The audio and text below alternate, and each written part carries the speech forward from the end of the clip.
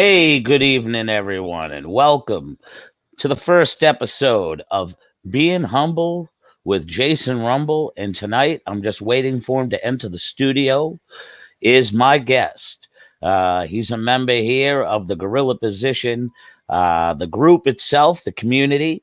And for those of you who watched the last video Saturday night, or last Thursday or Friday, I'm sorry. I believe it was last Friday evening.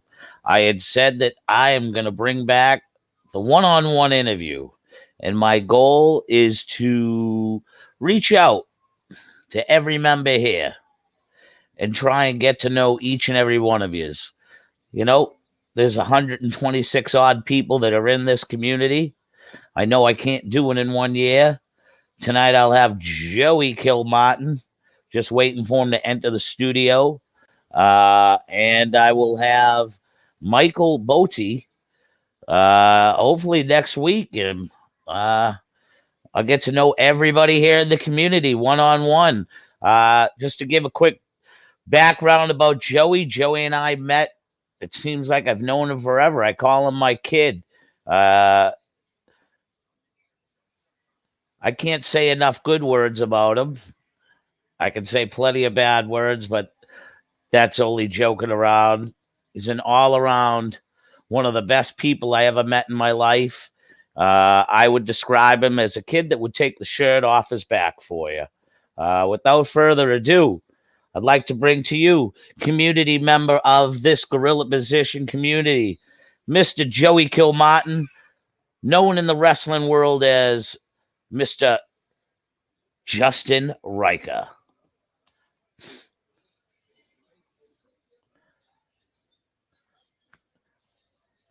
Why are you not, what happened? Get the fuck back on here. Jesus, Louises.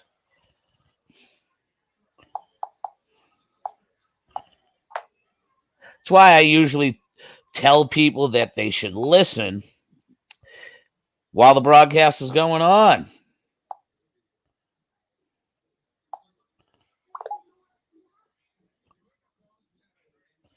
I'm telling them now. It's a good thing that when this goes on Spotify, I can voice edit everything out. And here he is without further ado. Hello. Sorry, I had some technical difficulties. That's all right. Technical difficulties being a 1-year-old. I know all about that. I have two of them here. But what's going on? How you doing, buddy? Not bad. I'm just trying to watch some AEW in the background right now. Yeah, I like to let it go for about an hour so I can fast forward through it. And Celtics are playing the San Antonio Spurs, so yeah, I'm watching the Celtics to begin my night. There you go. I like to keep up with it. That way you don't miss and catch anything on Facebook. So I told people that the basic reason of this interview is there's 126 members that are in this group. And some of us know each other. Let me grab my headphones. Don't. And grab the headphones out of the car. Grab the headphones. They should be right there. Hold on. Let me just grab my headphones. It's all right, buddy. It wouldn't be a Jason Rumble show without some technical difficulties. So I'm going to pop on so I know who these people are that are saying hello and giving shout outs tonight.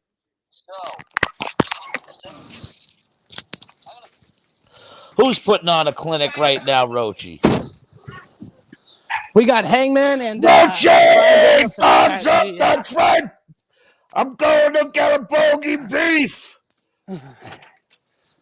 On an onion roll. That's the only way to have it. All right, I should be able to hear you now. Shout out to Rochi. What's going on, Roach? I miss you, big guy. Adam Jack Pelly, what's up? All right, so basically, what I had talked about is there's 126 members here in this community. Everybody loves to talk pro wrestling, but we all don't know each other. So And Rochi, I miss you, buddy. So I made a statement on Friday that I wanted to get to know each and everybody on this community to a certain extent, their love and passion of pro wrestling, how it became, things of that nature. Not really caring about what today is, but what really brought you to today. And also people out there getting to know the people that I interview, and people getting to put a face with comments. I bet they've recognized my comments by now, huh? So, Rochi says he loves the shirt.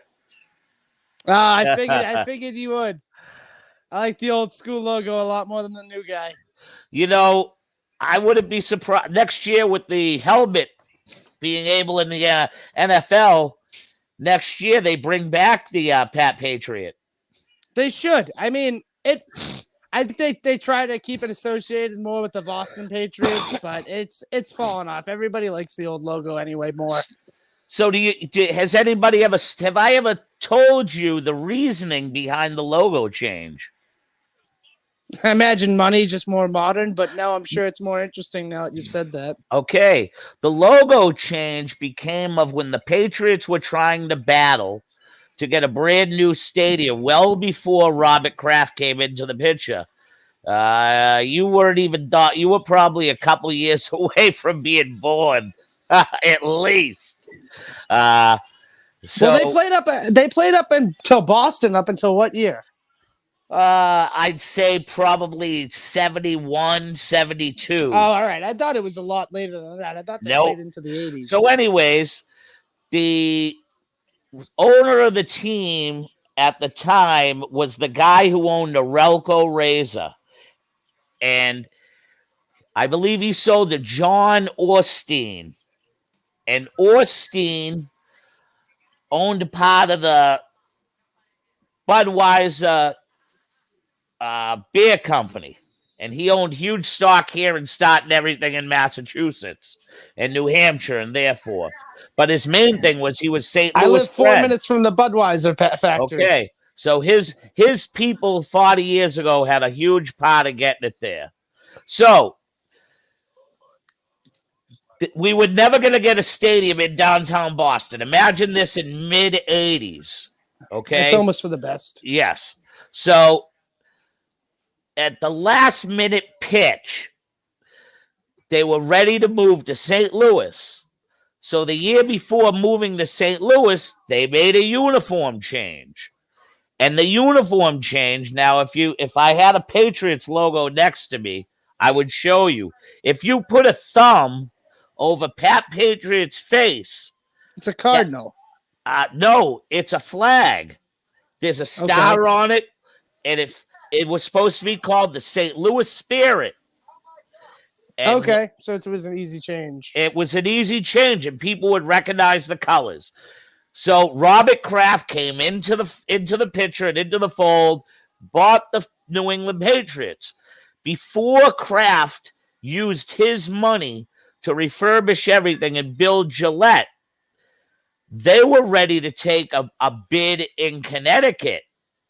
And yes, I knew this. Connecticut was going to pay for everything. Yes. And somehow the Patriot people found out that the soil there was contaminated. So with that being said, it put the deal to the back burner, and Kraft, therefore, came Gillette Stadium. So the Patriots I'm glad. Patriots almost moved twice. But I'm glad they ended up in Foxborough. It's kind of, even Foxborough's the middle of nowhere. You know what I mean? Like I went a week ago and my friend had never been. He's like, "What part of the state are we going to?" I was like, "Literally, it's just Gillette. That's all that's there." I mean, there's stuff built up around it now, but there was nothing there before Gillette. Oh, buddy, it's in the middle of nowhere. There was a hole cut out in the fence, and you used to go through the fence to get to the commuter rail line. And there used to be a huge river, and people would be down there instead of using the porta potties. We'd be pissing in the river. I was a season ticket holder for 6 seasons. Back in the high school stadium, they call that? It was an overrated high school stadium. Yeah, I've seen pictures. It's not pretty. Buddy, it was steel. It was legit like steel. Like, yeah, you got like a number on your bench, not even a seat, right? Yeah, a number on your bench. And you used to bring those old school like seat things. The seat cushions, yeah. And you were fancy if you had the seat back on. I had one with the Patriot logo. I bet you did. You're fucking old. So see, here's another memory I have of Foxborough Stadium. We went to the year we went to the Super Bowl, 1997, I'd like to say. 96 against the Packers. Yes. I was at the championship game, and Chris Collinsworth was a Patriot hater back then, okay? He used to talk so much shit about the Patriots. He was a Bengal, and he was probably 6 to 8 years retired. So he still had bitter shit against the Patriots. Anyways, where we sat in section 317, it was the end where NBC put their makeshift studio on top of the roof right there. The night before, there was a mini snowstorm. So we had to shovel our shit out. Well, yeah, I've heard that a lot. You had to shovel your way to your seats sometimes. Buddy, there must have been 500 fucking snowballs. And people who were near the thing were just pelting the hut. So NBC, while they were broadcasting the pregame and shit, you could hear patoom, patoom, patoom. And yeah, it was but there was nothing like the old Patriots Stadium, man. Nothing like it. Honestly, there was not a bad seat in the house. Didn't somebody fall off the back and die? Oh, yeah. That's why. Oh, yeah. More than once. Oh, yeah. But what a great place, man. So anyways. Yeah, it's funny. It's like up until like probably 2000 or whatever year they built the Garden, all of Boston Stadium sucked. I mean, to this day, you'll get a good laugh out of this. I went to a game in April at Fenway Park when it was 25% capacity. Yeah. And I still sat behind a fucking pole. Like, that's the most Fenway Park thing ever. How do you have a stadium at 25% capacity, but I still sat behind a pole? See? And Rochi's backing me right now. Yep, I have that newspaper that has the name change and the New Jerseys. What's a newspaper? Joey, what the best craft beer in New England is. All right. So anyways, before you get into this, just to let everybody know out there, Joey will plug his craft beer endeavor that he has going on. I suggest that people check it out. Yeah, I mean, got a little YouTube show, but I'll take a second to I just got some fresh merchandise prototypes in today. Beautiful. So I figured I'll show these off. We got nice sweatshirts and hats now. Pre-orders will be starting soon on those, so feel free to show some support. And what type? I'm just gonna ask. I don't rock anything but a fitted or a nice flexi. That ain't no snapback gimmick, is it? It is a snapback, but we are in with lids. You can go in and get any size hat, custom, new era, made up whatever size you are. You just have to go into lids, and we can send you the JPEG for the logo. Beautiful. I'll do that in support. That's awesome, buddy. Any type of hat you really want, we can get done. Yeah. Awesome, pal. But yeah, that's been keeping me busy. Yeah, it's busy, and you get a good buzz. Yeah. I usually sleep in the basement on Friday nights when we film. So, I gotta ask and let the community know, as obviously it's a wrestling community, and we do a wrestling show here, but it's more of an in-depth interview, getting to know somebody. What was your first recollection and love of pro wrestling? Like, how did you know you loved it? What was your legit? Was it TV? Like, how? There's a lot of different answers if I want to be technical. Like, I can show you a baby picture where Vader's in the background doing the V. Yeah. So you know what I mean? It's always been something that was watched around me, I think. I think my father always watched it when I was a young kid. But I remember specifically there was a house show in Lowell, and the city was plastered with Steve Austin posters. and it had to be maybe 1999, 2000. They were still the WWF. Yep. And I begged my dad to take me. And I know my mom didn't want me to because of the stigma of like wrestling, I think, at the time. Yeah. And so finally, that got me interested in wrestling. And then, I kept asking questions about it. And finally, my dad showed me, we were flipping through channels and SmackDown was on. Yeah. So I was smart enough to realize, okay, it's Thursday, 8:00. It'll probably be on next week. Then they run the commercials for Raw. You know what I mean? Then the next thing you know, I'm just trying to stay up at 11 to watch Velocity. And then my dad's friend was actually a bartender at the Polish American Veterans Club in Lowell, where Chaotic ran for a long time. And they were just trying to fill the building for their first show. And the bartender gave my dad 5 free tickets. And he said, bring some of your son and some of his friends. So my dad brought me and 5 people, and we all went to Cold Fury 3. And that's when I was like, whoa, like there's wrestling like more than just at the Songus every 6 months. So we just started following indie wrestling. And by that point, my mother gave up the battle. And it was just pretty much full-fledged, just watched it every week, went to as many indie shows as I could. I think by the time I was like 13 or 14, my dad had well accepted that I would probably land on my head a few times and figure out if I actually liked it or not. But my mom passed before I think she ever realized that it was not just a phase. But I like to think that, she'd still be proud that I followed the things she hated. But I can relate it's always, with that, buddy. It's always been a part of my life. I don't know like a specific moment. Yeah. I can relate with that. I can relate with that. I know what it's like to have not only, our connection, but I know what it's like to have a mom pass. And I know what it's like to have a mom who used to cringe at a certain sport that I played, which was football. My mom never came like. Yeah, I was my never mom never to play came. Football. Yeah. I was always like, I'm obviously a smaller kid, so it's just my mom, like, she just assumed I would die on the field. So, it was always, Mom, can I play football while you play baseball? And I'm like, yeah, but it's different seasons. And then they'd kind of sneakily sign me up for fall baseball. And but the truth is, I hated baseball.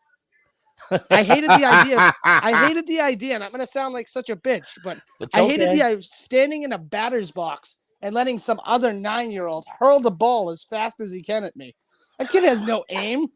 I never thought of that, man. That's really deep.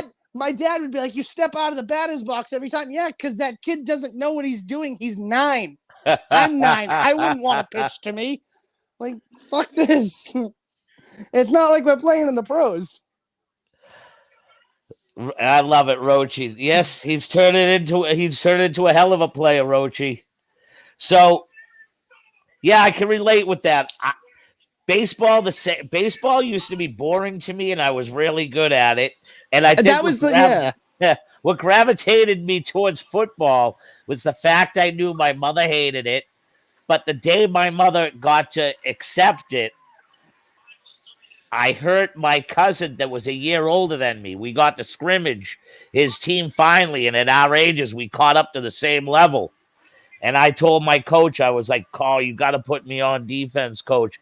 That's my cousin that busts my balls all the time. I gotta rack him good.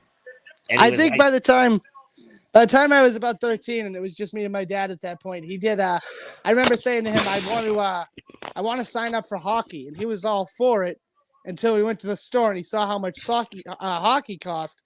Which, funny story, led me to the Chaotic Training Center for a fantasy camp because he was like, maybe the wrestling thing's not as bad of an idea. What does spandex cost? Bro, it's so funny because how it even connects more. My dad, that was his huge reason to Bob.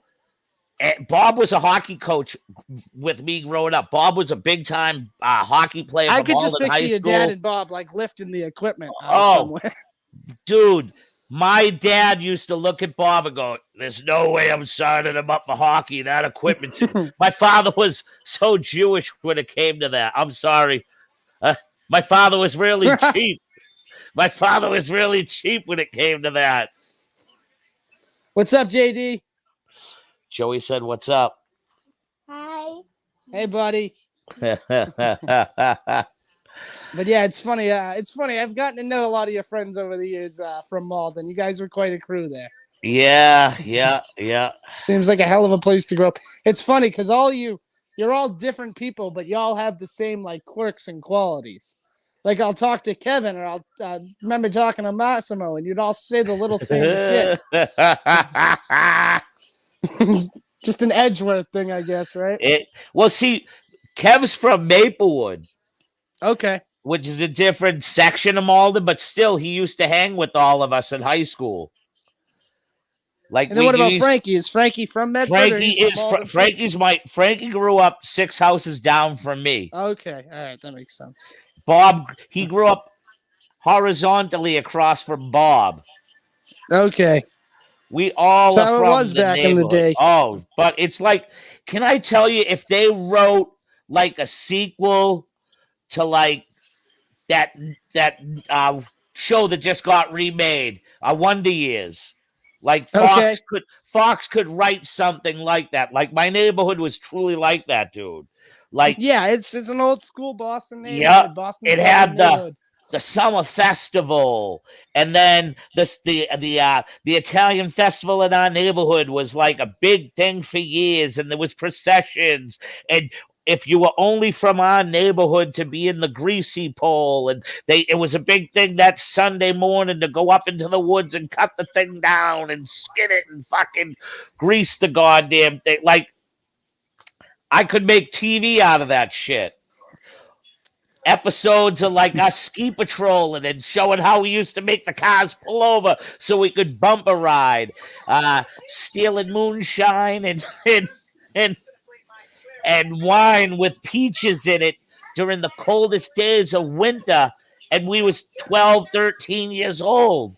Like, that shit you could write TV on. Yep, it's a classic TV show. But so let's get back to Pelly's question. I don't want to leave Pelly hanging. Okay. Right. Ask Joey what the here we go. Pelly, you're up there. Ask Joey what the best craft beer in New England is. So I guess the answer of people that would pay me and the people that don't pay me differ. There's a lot of good beers. I try to stay in southern New Hampshire personally, but I think the best beers to come out of New England would be either out at Treehouse in Charlton, which offers a lot of good IPAs. There's a lot of smaller breweries up here. Like the best brewery I've had overall in New England is a little hole in the wall. I'm lucky enough to live like 9 minutes up the road. It's called Spyglass. I'd love to send some up to you, Pelly, but the border isn't too friendly with getting beers over. I've tried to get some. There's a brewery that does a whole wrestling themed line. I forget some of the names of them. I wish I looked it up, but some of them are really clever. They're all based off of superstars within the past 25 years. The names get pretty clever and stuff, but I tried to get some of those beers to do an episode for WrestleMania weekend, but we were unable to get them into the country. But I don't know if anybody here has tried Steve Austin's beer, but we actually did that on an episode you can look up.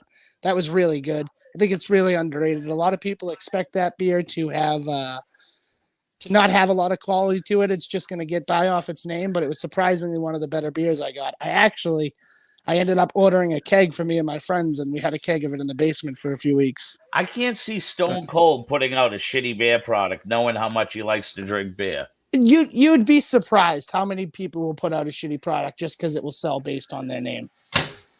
Which is sad. That is true. It's true. But people will just want to make money.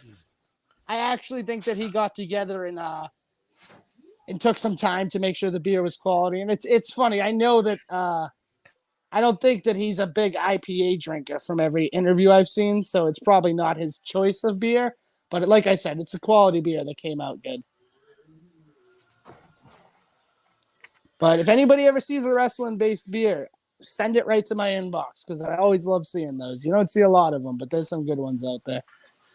Well, we will plug everything at the end of the interview. So I gotta ask, you followed wrestling, you got to venture into pro wrestling. Yep. When did you really come into your brain? Like, what gave you that? All right, I can do this, and I'm gonna go do this. What was that moment?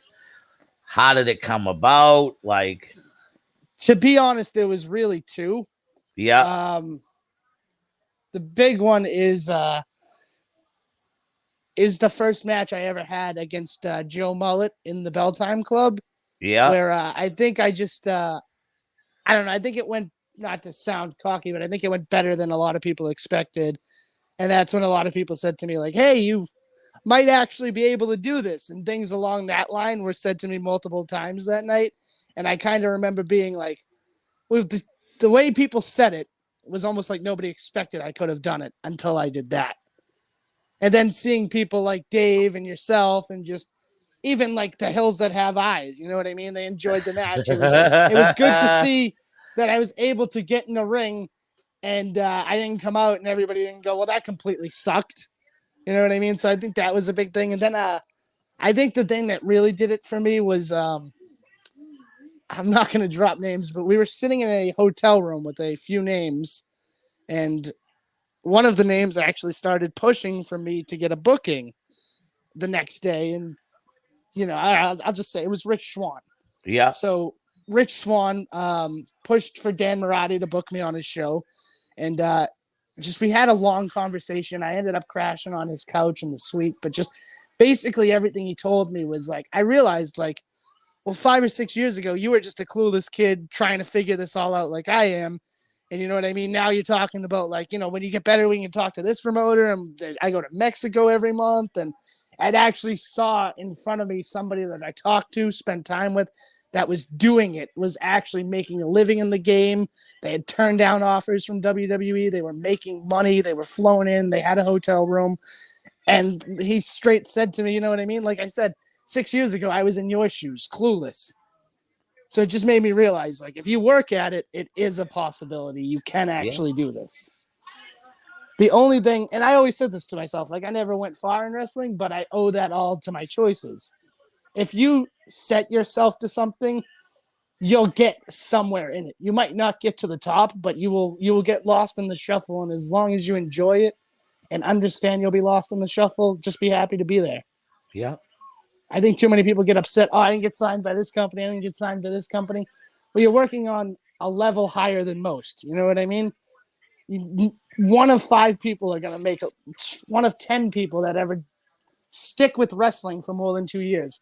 That's a hell of a number in itself. Will even make money at this. You know what I mean? So you have to be humble in a sport like this. But I think seeing that it was possible when somebody actually was doing everything I was looking to accomplish at that point was the light bulb in my head that this is a real thing that can happen. Yeah. I mean, look at Alec Price, for example. Alec Price was on do you remember the show we did in South Boston? I don't think you were. I think you had already moved. We did a show for his school as a fundraiser in South Boston. Yeah. He had never seen wrestling, not on TV. Really? So he had got Bo's information, talked to his mom. Within 6 months, his mom had him at the school, signed up. Now look at Alec Price. He has tryouts with the WWE. He's on top of the independent wrestling game. It's very possible to anybody listening to this, even if you just want to get in and referee. Like, wrestling, it's not a cliche. Like, it really is for everybody. There's a spot for everybody in it, and the wall's broken down. You know, and there's a spot for everybody in wrestling. Whether you want to show up and watch, whether you want to film it on camera. That's the thing I love about wrestling. I think that it has something for everyone. Yeah. It's just there's too many people out in this world that want to wear the knee pads, the boots, and the spandex, buddy, and I agree. don't understand that just being pot like. Oh, and I remember the words that Walter said to me. He said his exact words were, and then all people that were around when I first came up, especially the older ones, would say, just be happy you're in the business. There's guys in here that Just have happy, only yeah. done battle royals and they've been here for 5 years. And when I broke in at 97, it was that way. It was it was just ending to the ball game of a guy like me being able to not have to just be a manager or wear pinstripes. Yeah, exactly. There was more of it was the WCW watching Jushin Thunder Liger, watching the Jerichos, the Benoits, the Juventud Guerreras, the Eddie Guerreros. So it made me more acceptable for Walter not only to take my money, but for him to pep talk me into being a wrestler. But his exact words were, and this probably went up from Silvano Souza and many other reputable people, that one night you could be taking the robes back to the fucking dressing room. The next night you could be doing music. The next night you could be working heel under a hood. The next night you could be a manager. The and next I think too many people you might be a plant out in the crowd. Be glad you're in the business. I did that for, I believe it was maybe Mario. I want to say it was Mario and his son. I went down with the show for Sammy, and they said, we don't have a spot for you to wrestle, but we need somebody to be pulled out of the front row to be hit. I was like, all right, you know what I mean? And then a week and a half later, I think I wrestled you in the main event somewhere. Yeah. It's, you know what I mean? You're nobody unless you're even. That's the thing. There's a picture. I don't know if you saw recently, but Jimmy Hart showed up to a show and he started taking down the ring. So wow. You're always nobody. You're always just another wheel in the clog to make the show go. If people get these giant like egos, that no more. You know? Yeah, but people get these giant egos, like the show's gonna run without them. You know what I mean? Like the whole product's gonna stop. Like we're all just a cog in the wheel. It's gonna continue. If me and you walked away, if we never even walked into a ring before, it would still exist. Yes, sir. Like you said, 20 years ago, it existed on barely anybody. That was a big thing. Even in 2010, when I met you, it wasn't so much like an invitation thing, but there wasn't, like, I was the only one in my high school. The only one in my high school that had like any like professional wrestling. You know what I mean? Yeah. That was training professional wrestling. Like nobody even knew another kid. Like, hey, I have a cousin 6 towns over. Nobody knew a guy. Yeah. You knew everybody. Like I think the nearest kid my age training was AG at the time. And he lived 60 minutes away. You know what I mean? Yeah. Now, if you're like, oh, I train to be a wrestler. Oh, my cousin trains to be a wrestler. My brother trains to be a wrestler. Oh, my brother had 6 matches in the backyard. And oh, my uncle manages this. It's like everybody and their mother. It's like this little league sign up. It's like everybody at work. Like I'll show them some of my old matches. We talk about wrestling a lot. Everybody at my work is a huge AEW fan, and so we talk a lot about like when I wrestled and shit, but it's like I lost my train of thought. Sorry, I completely lost. We talked about when I wrestled because you let your friends at work are AEW fans. Yeah, but even with them, it's rare and it's odd. You know, that's what I was saying. It's an oddity. Yeah. They didn't have this. They see my matches and they're like, "That's insane." Because I work in a small little town in New Hampshire. Yeah, but they'll see my matches. They're like, "That's insane that you actually did that." If I go to like my old high school and talk to my friends or my Facebook, like I said, everybody knows somebody now. Yep. I went to a chaotic show recently with a friend of mine who wanted to check it out. I was like, yeah, we're driving 10 minutes away. I was like, we'll stop in. I can watch a few matches and have a beer. So they have this kid. It was. I don't know if you've seen the kid there at Mortar. Okay. I went to high school with him. Oh, wow. Never knew he liked wrestling. You know what I mean? Was never brought up once. I've known the kid since I was 8. It was like almost like if you did like wrestling too, you kind of kept it to yourself. Yeah. Like when I saw him coming through the curtain, I kind of laughed. I was like, oh, I could have said something to this kid in 10th grade and we would have, you know what I mean, started training together and probably been best friends. But I think so many people didn't think it was possible. It was kind of a guarded thing. It wasn't, like I said, football. You didn't sign up for it as a course in high school. Then by the time it became a reality for people to actually start wrestling, I should probably go to college. Buddy, I legitimately was part I'd like, and Bo Douglas can say this, and other people that went to Walters, we were the last of seeing what they call weeding out. Yes. And Wagner legitimately broke a kid's arm, and you've never seen the kid come back. The Yep. kid. I was telling somebody at work, that generation, you guys are a different breed. Do you remember the night Louis pulled his bicep out? Yep. Oh my God. I was next to go through the curtain. Louis walked through. He was working Jeremy Prophet, and he walks through the curtain, and his arm is black, blue, and a shade of purple I've never seen. And he looks me dead in the face, and he goes, "Does this look like it might be a problem to you?" And then shifts the ball of his bicep to the left. And I was like, "Yeah, dude, I think that's an issue." But if you remember, he did that 4 minutes into the match, I believe. Yep. He kept wrestling for another 10. Yes. Nobody in my generation. I'm sorry. And don't get people to jump on me. I'm sure there are guys that would do something like that. But I would say a majority of the guys now would have stopped the match. You guys were just a different breed. You didn't show the fans that you were as weak as them. You couldn't get injured like a fan. You had to be above them, supernatural and not real. And you can see it in guys. Louis always kept that persona. Even Louis, I'd be in locker rooms with him, scared of him sometimes, you know? That's Slick like always go on, Slick. But Slick always kept the integrity. It was the Walter guys. You know what I mean? They kept the integrity of the business.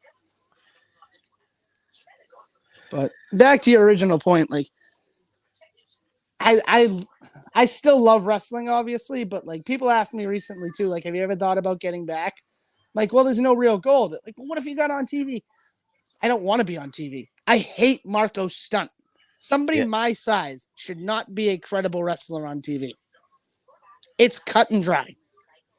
Unless I did 6 cycles of steroids, put on weight in the 90s and lost my neck. It's just not credible. I watch a Marco stunt match and people are like, isn't it cool to see somebody your size doing it? I'm like, no, I've done it. 1, I hate the way he wrestles. 2, he doesn't sell. And 3, nothing he does is credible. Yeah. So I just feel like that's how people would see me on TV. So I wouldn't want to be there. Yeah. I'd rather, and it sounds stupid to some people, but I'd rather count the 3. Yeah. Because at least I look like a referee. You know what I mean? Yeah. And God, when you're that small, let me tell you something people don't realize when you're wrestling. People show up to the venue, they go, "Oh, I'm working you tonight? Dude, I can do this thing." No, you didn't do it last week. Don't do it to me. You know what I mean? Just have a match. You don't need a gorilla press me just because you can. Mark Sherman.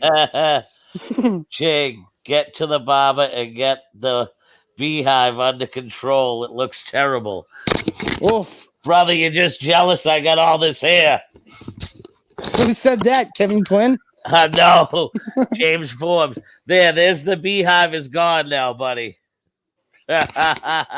You're jealous. You're jealous I got all this hair. I don't know. You got a lot of hair, but you also got more salt and pepper than my dinner. Hey, it's not up here. Yeah, I know. Just the beard, huh? Just the beard, buddy. You can dye that too, though. Yeah, I'm not doing a Dave. Oh, man. You're going to get struck by lightning tomorrow. I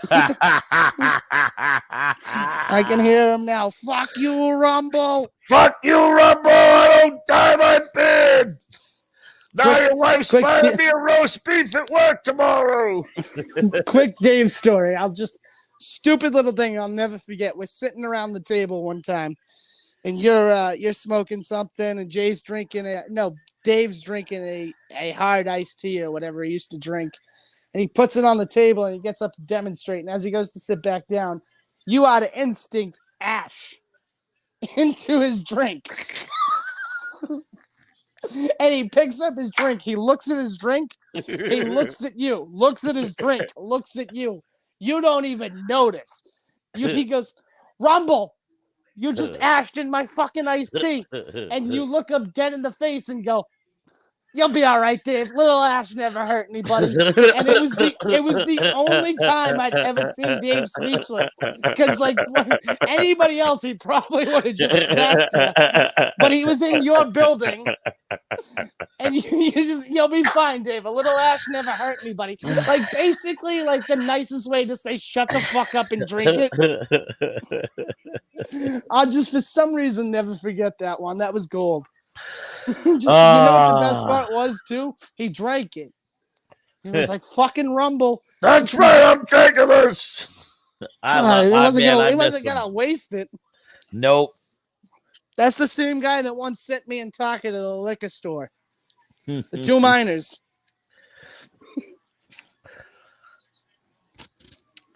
So it brings me to today.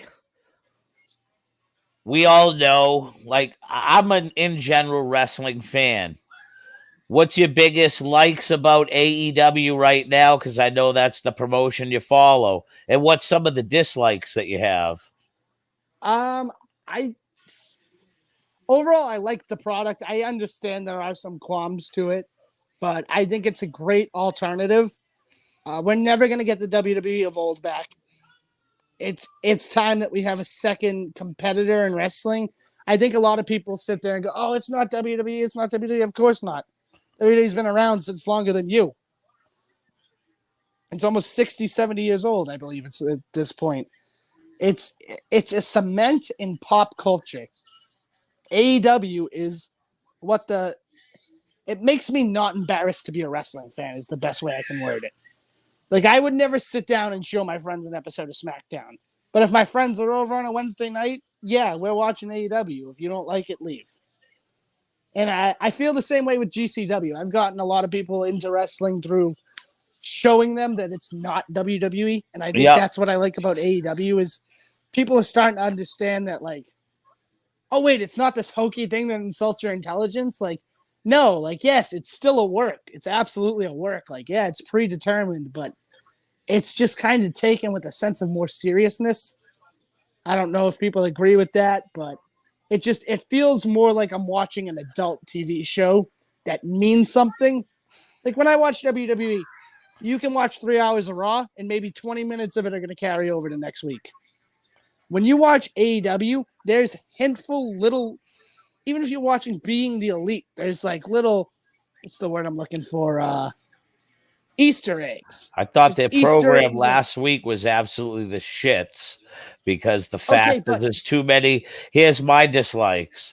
I like it. Don't get me wrong. Daniel Bryan and fucking Hangman Adam Page go 1 hour.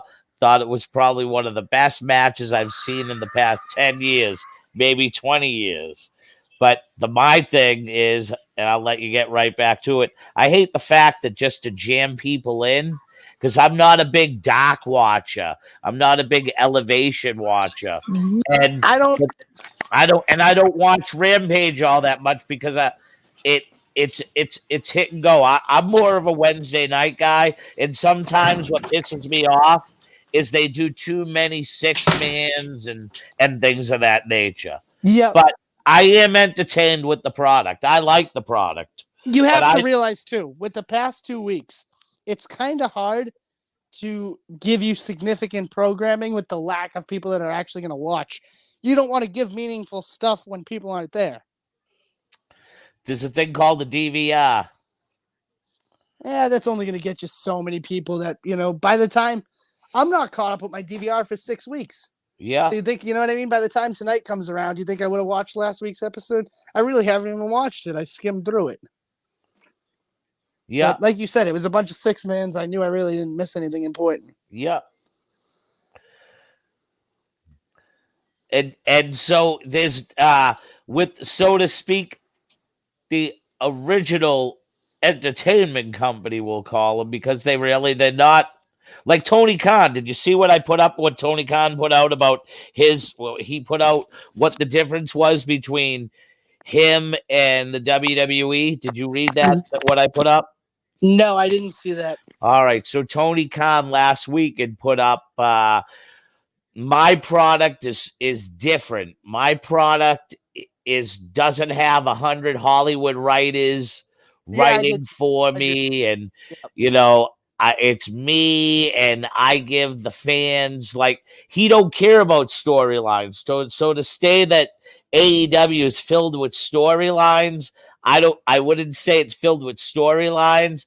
I think he promotes his matches very well without really having to do promos and stupidity. There's So, definitely storytelling though in what they're oh, like. I'm not If there. you look at There the are elite, there's a few angles like Jungle Boy and fucking Luchasaurus with who they're working with, but there is just, they concentrate more on the match than they do on the I actual think the story. thing that makes me okay with that is they usually give the meaning behind the match. Oh There's yes, rarely a match for no reason. yep. Oh yeah.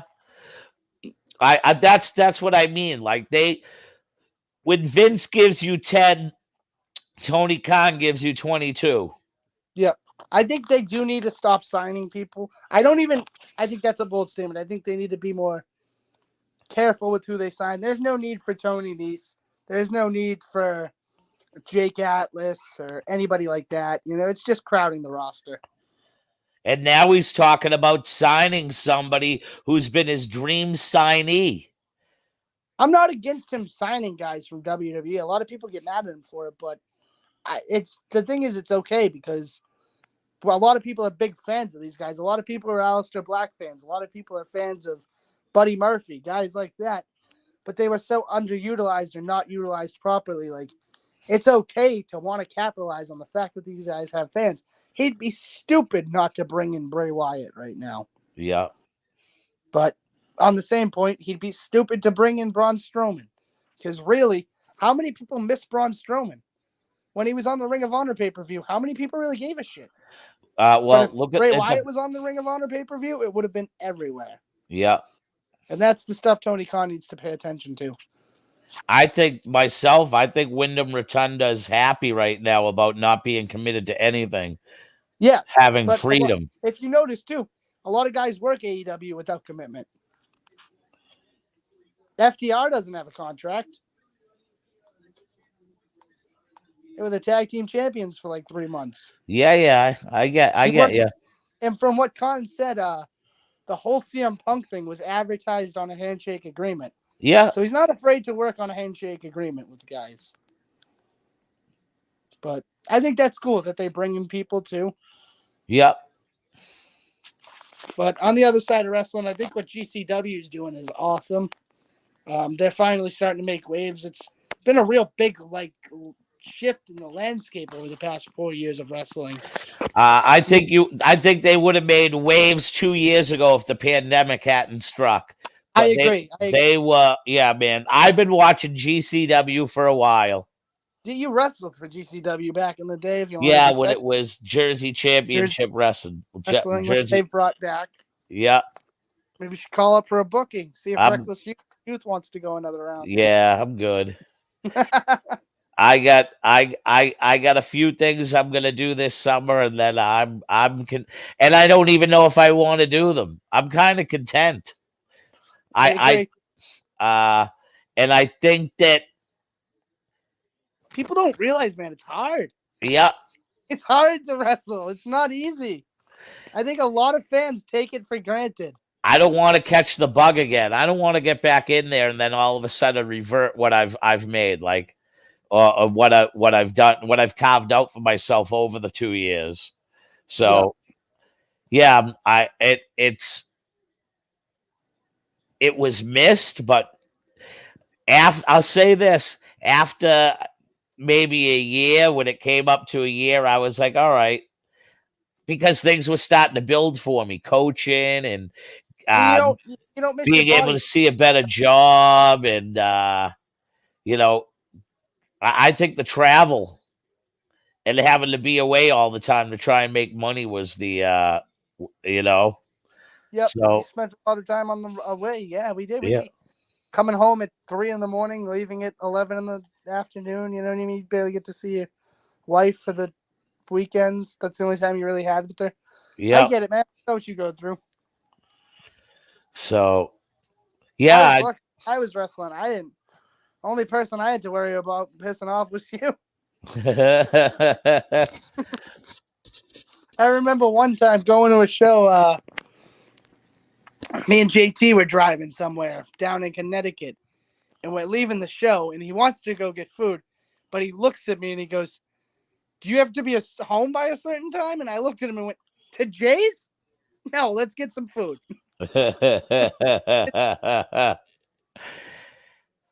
So right now, because I'm really not big on the landscape of like, I know indie wrestling. Who are so some of the big oversaturated. names? Like, what's the deal? I see a lot out of JT Dunn. Then you got Ace Romero. Like, what are the guys to watch out for? Like Channing Thomas, and then you got, like you had mentioned earlier, Alec Price. I think these aren't even guys to watch out for anymore. I think the guys you all named were the top guys in independent wrestling right now. But the thing is, it's hard for me because I only watch. I'm very selective about what I watch. I don't know. It's hard for me. I don't just watch wrestling to watch wrestling. I have to want to see it now, to be honest. Yeah. Like, I think the last thing I was excited for was Onita versus Tremont in the barbed wire death match, the exploding death match. That was cool.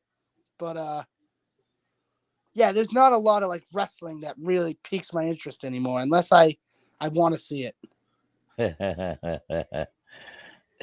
He'll bring you some over the border.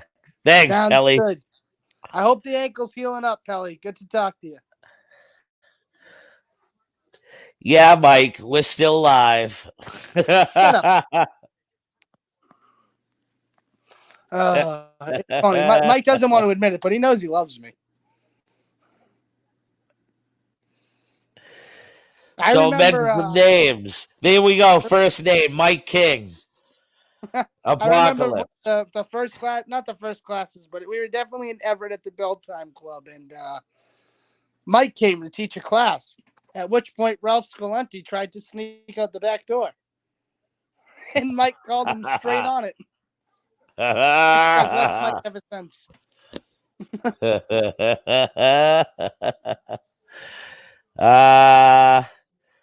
Slick Wagner Brown. Is he in here? No, my first name. I'm giving you a name. Oh, you're giving me names. We're playing names. Slick was definitely somebody that I watched coming up. He was always nice to me, good to me when we started. I can remember getting Slick's autograph when I'm 8 years old. You know what I mean? Slick's always been a good guy. Sheldon Goldberg. Giant Mark. If anybody has ever successfully, I don't care. He probably hates me anyway. That's fine. I'll live. But if anybody has successfully managed to stay afloat while managing to be completely irrelevant in wrestling for so long, like, he definitely gets the award for it. Like, seriously, like, I think that's what I'm going to do. I'm going to start telling people I'm a wrestling aficionado. Historian. That's what it is. Joe Mullet. Joe Mullet's one of the best kids that I know. Probably warranted to punch me in the face multiple times, but never. I have a story after this. Yep. Definitely never took the opportunity like he should have, which I appreciate looking back on. But over the years, me and Mullet have grown to appreciate each other. That's, I think, the best way to put it. Whenever he's in town, I try to see him. Still try to reach out to him every once in a while. I wouldn't say we're the closest friends, but, you know, we definitely we were tied at the hip in New England wrestling for a while, and we definitely butted heads. But glad I got to know him. I remember the night driving your Honda Civic. I don't know what wrestling show we were coming back from, but I remember in the morning in Revere. We were actually in Chelsea, and you were on him so bad. Yeah, I was. I wanted to fucking punch you out. Yeah. I'm like, I can't believe it, Mullet. I was razzing. And the Chelsea Mall is right there. And I'm like, you know what? I opted to pull over. He said, I'll pull over. I can pull over right now, Mullet. No, I remember that. I was definitely but the thing was, I'm not gonna go into detail on what I said, but I was trying to show him hard love. That's what that. Yeah, buddy. But it looking just back, used to be maybe funny how you guys would go at it. maybe a 17-year-old yelling at you the best encouragement in life. I thought I was trying to motivate him. My bad. Fuck off, Forbesby. Gotta love Jeff. Oh, Jeff, you're a heel and you don't even know Forbesy. Don't tell anybody to fuck off for the right price. Evan 6. Oh, I was actually was thinking of Evan 6 today. He gave me one of the best compliments I ever got in wrestling. The only match I will ever admit that I was told I was wrestling Rick Fuller one time. But the only match that I ever actually had where I will say I'm probably a little scared to do this. But he did pull me aside one time. We had a promo in the ring together. And he basically said I had to turn face out there because, they hate you way more than they hate me. And that's the first time that's ever happened to me. So I took that as a compliment. But Jeff, I know, man. I'm just busting your balls. Benny Jux. I loves to kick. Can't say I know a lot about Benny outside of the business, but he definitely is somebody who looks out and provides opportunities for the younger guys. Yeah. Big Bear Matooch. It's funny. Big Bear is one of the few people that I'll still stay in touch with every once in a while. Ironically, I think some of the best stories I ever told in the ring were with Big Bear, just because of the size difference and the story's so easy to tell. But do you remember the time he did a suicide dive? Oh, yes. Yeah. And I thought he was going to go through the screen door at the Belltime Club. Yep. We had Nunzio there. Yep. I tell Nunzio, hey, the big guy can do a suicide dive. And he said, no, he can't. I want to see it. So I remember the exact phrase, because you'll love the phrase, because I said, hey, Aldo, come here. And I placed Aldo, and I said, hey, Bear, do that dive again. Aldo's got you. At next to Nunzio, and he dived on Aldo, and I've never seen Nunzio so happy in my life. He just looked at me, jumped out of his seat, said, that was amazing. Don't ever do that to anybody again.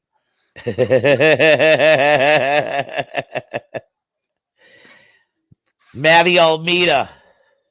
Matty was a good person. Matty gave me my Matty was there the first night I ever got too drunk at a wrestling show. Which you were probably can remember. It was the night in Quincy. Yep. Yeah, Matty he had bought a drink because we had just had a match, and he had bought a drink for me and him. I was a minor. And then Jimmy Malonis saw me drinking the drink, to which Jimmy Malonis basically said, fuck everybody on this ring crew. Hey, Bieber, I got a bottle of Southern Comfort for you. Here you go. And by the time the show ended, I was standing on top of the U-Haul.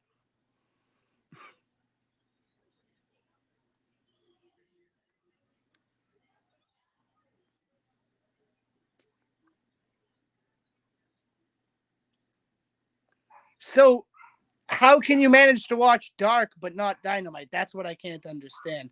I find Dynamite to be so much better than Dark. Dark is really just a series of job matches. But that's kind of just how I feel about it. I like Dynamite. I like Dark. I enjoy seeing the local guys on it every few weeks. But at the end of the day, it's just a bunch. You know who's going to win. There's maybe one or two offensive moves from the other guy. I can really only watch so many jobber matches. But if that's what you're into, man, hit up Luke Robert. He has a whole collection you're going to love.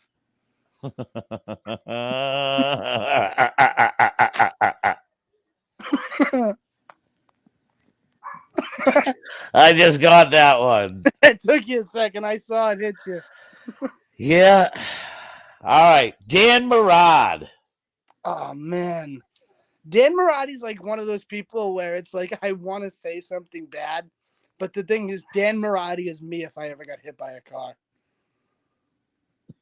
He's just such an asshole to some people, but it's like I love it. That's actually why I got my first booking, was because he offered me a ride somewhere, and like I had said earlier, Swan had been on him about booking me, so I was driving him home, and somebody cut me off, and I rolled down my window and told him how I felt about it, to which he said, "That's the greatest thing I've ever seen. You want to work Sammy McCoy tomorrow night?"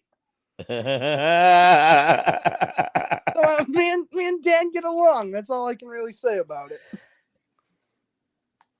Yeah, he pissed some people off with the Tony Atlas thing. Yeah. Oh man, I wasn't gonna comment on it, but yeah. I mean, fuck. Who knows what's true? I've worked with both of them. I know. I've known Tony forever. But Tony's out there, man. Tony is in left field sometimes. Like I remember Tony just sat next to me at a show one time. He was tying his boots and we weren't talking. And he just looks at me and he goes, "You know what they took from the Indians first, right?" And I said, "What's that, Tony?" And he said, "Their guns. Be concerned when they come for your guns." I said, "You got it, Tony." And I walked away and said, "Man, that guy's tapped, but I love him." So Jeff wants to know Roadblock. Oh my God, what a nice guy though. Like good guy. What a nice guy though. I remember this dude fell off his motorcycle and almost died. And we were all just happy he was alive. And I see him at a show and he says to me, "When I get back to the ring, I want to have another match with you." And I just thought to myself, God, there's so many reasons I don't want to do that. Like, one, maybe you should never get into a ring again because, the health and safety. But, this is Maine wrestling, brother. Fuck the health and safety of my future. We got to go. IWE's running Saturday. But a good guy, you know what I mean? Good guy. All right, we'll get to a couple more before we wrap things up here. What is your impression of DC Dillinger? One Dave Cahill. DC makes me happy that I got into the business. Not that you and other people don't, but Dave was somebody I always grew up watching, and I almost quit within the first few weeks if it wasn't Dave. I don't know if I've ever said this publicly or to even you, but I overheard Dave talking to you one day about how I was small and I would probably just quit and just make sure you got your money while you could. And just growing up watching him and hearing him say that, I was like, I kind of just want to prove it to anybody, him. And then maybe within 6 months, I was sitting on his couch. You know what I mean? Just with him fucking showing me NECW tapes, playing the "Look How Great I Am" game, and just giving me beers when I was 17 and telling me that I had to drive home. And, he did more for me than he ever had to. And I know the same goes for Mullet, but he really looked out for the both of us. Miss that guy to death. Yep. He was a good guy. Yep. Yeah, he was. Mike McCarthy. Mike was I was one of Mike's first matches back. I remember the day he came into the club and you told me like, this guy was you 10 years ago without like, you just need more tattoos. And then like I got to work with him a few times and he really showed me some cool stuff. I think he has a great understanding for the business. Jeff misses Mike McCarthy. He knows him from Limitless. Yep, that makes sense. Might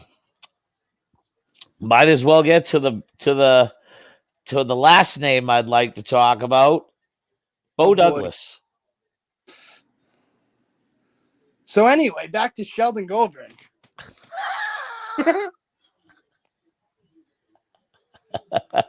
I don't know. Call me after. We'll talk about Bo Douglas. I like Bo. Bo's a great guy. I just feel like Bo goes with the wind on what's convenient for his opinion. Yep. And then me and Bo butt heads a lot of the time. It doesn't mean I don't have a respect for him. I like Bo as a person. He knows if he ever needs anything, he can call me. I think he's a great trainer. He's done a lot of good things for the school. He's kept the school going for almost 7 years now. Yep. But yeah, I mean, I know you're trying to get me to say I don't like him, but he gets under my skin sometimes, and I know I get under his. But at the end of the day, I do love Bo, and I'm there for him if he ever needs anything. I wasn't really caring about if you said you liked him or loved him. I was more or less, I remember him putting your head through the entranceway. Oh yeah, we had a lot of great matches. We had a lot of fun stuff in the ring. I remember he was one of the first people that made it a point to not only let me beat him, but make it mean something, if that makes sense. Yep. He made me earn it. We told the story, and that when I did beat him, it had a meaning and a purpose behind it. So he taught me a lot of storytelling in wrestling. That's definitely something I'll say towards Bo's credit, is he understands when given the platform how to tell the story. Yep. Yeah, I really wasn't looking for you to. I don't know. You say just said anything the bad. smirk like you wanted me to roast him. So No. I know that we. him and Dan Marati gravel over to the Memorial Hall. I remember watching those two argue back and forth. That was some funny stuff. So in a nutshell, what's your overall perspective on the state of professional wrestling? The state of professional wrestling since the 1940s, or back to the carnival days, has always been a roller coaster ride, and this is just, depending on how you're looking at it, it's an upswing.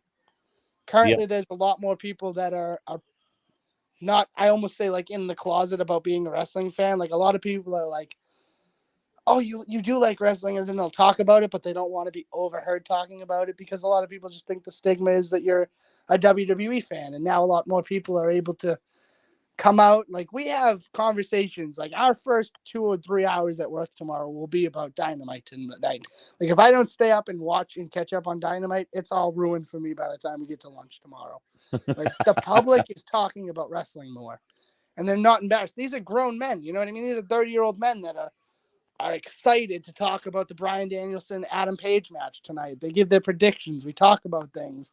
We throw series at the wall, because the thing is, tonight's TBS, huh? Yes, like my prediction shit. was, I heavily thought that Jon Moxley was going to return and cost both the men the match, and then it was going to be a triple threat at Revolution. That way they could have Moxley pinned and then keep Daniel Bryan strong. But like, that's a realistic scenario that could have played out. In WWE, that's a long-term fantasy booking. You know what I mean? Probably not really going to happen. AEW, there was a shot he could have showed up and did that. It was a believable advancement in the story. We can talk about that as our friends and not just be like, oh my God, I hope Stone Cold shows up and stunners somebody tonight. That'd be fucking awesome. I remember I went to SmackDown 2006. That was the big talk of everybody, or SummerSlam. People, do you think Stone Cold's going to be here? Now we actually talk about the product and the advancement and stuff like that. Man, I forgot that it was on TBS networks. Yes. Did you not get the recording? Nope. It's all right. I have a playback. I have a playback that it's available tomorrow with no commercials. It was a good match. They didn't go a full hour like last time. There's a decisive winner, I'll say that. Yeah. Well, that's good. And no, any surprises? Not that I saw, no. I haven't really watched anything. I got the last 20 minutes on, so I'm just going to keep it. I forgot all about that they moved to TBS. All right. Well, let's wrap this up. I got to go say bye to my kid and say goodnight, and maybe catch the last 10 minutes or so. Yeah, buddy. I hear that. Well, any final questions? Any final questions? So, do you foresee yourself satisfying the itch that you may have to once again get back into the wrestling ring? Whether it be to wrestle or referee. I would say if I ever did, it would be to referee. I've gotten some solid offers to get back on the table to referee for some actually pretty prominent companies in New England. It's more just a matter of, I know it's a common excuse, but just time and even finding the desire. Like, I don't know. I feel the more I'm around wrestling, the less I like it. Is the sad reality. It's not what it was 10 years ago. The locker rooms are different. Everybody's sensitive. Everybody's got an opinion. Everybody's heard about something. You got to watch what you say. It's not the environment of getting out and training and becoming better. And I mean, I'm sure it is for a lot of people, but that aspect of my life and trying to be the best at something, I think is gone. I'm content. You know what I mean? I'm not content. You, like you referenced earlier, you saw how I was when I was competing with somebody. I was not a good person to Joe Mullet. Yeah. I enjoy just being a calm person around me. I do see a lot of stuff sometimes, and I'd like to have a match. Like, there are people I'd like to wrestle, but I think ultimately at the end of the day, I think if I got back in the ring, I would be the referee. Yeah. The pandemic kind of set the answer in stone for me, because I was doing some work with NCW. I was doing some matches with NCW prior to the pandemic. Yep. But I don't know. Maybe I'm just speaking out of how comfortable I am right now, and it's just the lazy me talking. But maybe as my kid gets older, thanks, Jeff. Maybe as my kid gets older and I have more free time, the desire will kick in. But I always think I'll be somebody that takes part-time bookings. I'm never going to be somebody that's driving to New Jersey, driving to Maine, driving to Providence in one weekend to take 3 different shows to wrestle as much as I could. That itch is just, it's been scratched, I think is the best way to say it. And let's be honest, it's like I said earlier, right? What am I really going to do? I'm going to give it my all just to be offered a contract. Best case scenario. I'm not saying I ever would. Just to be offered a contract in AEW or NXT. Then I watch my wrestling and realize, God, I hate watching little people wrestle. You know what I mean? So, like, what's the real end goal? Yeah. Like, yeah, I'm happy. I have everything in life I need. I would like to promote shows. Promoting shows is definitely something probably on my horizon. But I can tell you, man, nowadays, if I was to like get my foot into promoting back in like a really busy area, I would definitely look to take on a financial backer of some sort. yeah, Because I see some of the indie shows now, and they got 2 Titantrons. yeah. They have the lighting over the ring, the No, my buddy production. owns a bar, and we've talked about running shows there, but his big thing is it has to look good. And I'm like, all right, well, if we're gonna do it, let's do it right. We've talked. I'm sure I'll have more in the future on it, but right now it's the dead of winter, and none of us are doing anything. Yeah. I'm a lot more motivated come spring. Let's put it that way. Same here, buddy. But all right, seasonal depression talking. Yeah, that's same here, man. It's a thing. It's a real I was not thing. in this New England weather. It's the truth. Contemplated moving to Florida, but I have too much family here. But Florida's, someday. Hey, down the road, why not? Exactly. Someday I'll be warm year round. Just crank your heat up. Yeah, that shit's not cheap. I know all about it. I just got 75 gallons and it was $249. It's actually not terrible. Yeah. I'll probably be making that phone call this week. But anyway, thanks for having me. One more chance. Last questions? Yeah, man. Plug your beer, bro. All right. So anybody that's looking to find more of my blabbing, I have a beer show on YouTube, The Craft Beer Cult. You can find us on both Instagram, Facebook, and YouTube. We try to release an episode every week, post something on Instagram every day. Even if you don't like beer, I appreciate the follow, appreciate any support given. If you really want to see some pictures of me wrestling, I guess, you can look up the Justin Ryker page. I still have that. Anybody that wants to be friends with me is probably already seeing my bullshit in the gorilla position. feel free to send a friend request. I'm very outgoing and friendly, but it's been great, speaking. And I haven't spoken to most of you, but I've been having fun answering your questions and talking to you, Jay. Cool, brother. Same here. All right. I can't wait to Well, listen to how bad I sound tomorrow. it's all right, brother. I appreciate you being humble with Jason Rumble. Thank you to everybody that will watch this in the future, to the half a dozen of people or so that tuned in and out. I greatly appreciate it. This will be on the lookout on Spotify, and just look for the Jason Rumble Show. It should be up within the next 7 days or so, but it will We're be giving the on. show a run for their money here. We're coming for those numbers. All right, buddy. Have a great evening. All right. It was great talking to you. Thanks for having me on. All right, brother. Anytime. Take care. You bet.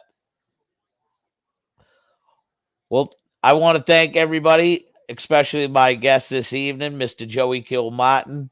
Not only was he a wrestling student, but he's my family.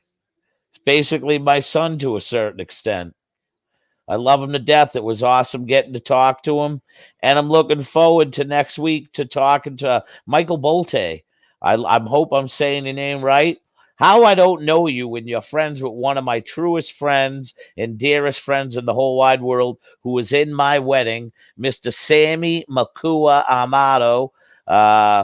I got no idea, but I look forward to talking to you next week. And I'd love to line up some other people to talk to. Tristan Corpsey, Justin Keene, who I got to do a couple of shows with, but it would be awesome to get to talk to you one-on-one, to pick your brain on pro wrestling or just life in general, man. That's what the Being Humble with Jason Rumble's about. I just happen to be bringing it on here. It's real life talk, real life squawk. So from me to you, what you think you're going to do when the Boston bad boy talks the big game on you? Good night, everyone. Have a great one. We'll see you next time on the Jason Rumble Show presents Being Humble with Jason Rumble, brought to you by the Gorilla Position Network. If you follow us, you can see us weekly live on Facebook, through YouTube, and through Twitch. Have a great night, everyone.